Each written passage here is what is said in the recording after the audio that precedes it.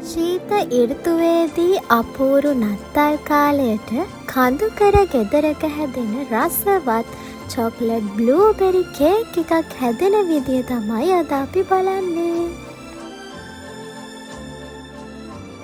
කඳුකරයෙන් ගත්තු නැවුම් කොකෝවා කුඩු වගේම බ්ලූබෙරිත් අපි මේ කේක් එකට එකතු කරනවා. ඉතින් නත්තල් කාලයට අපේ පුංචි දරුවෝ වගේම වැඩිහිටියොත් මේ වගේ කේක් කෑල්ලක රස බලන්න නම් අකමැති වෙන්නේ නැහැ.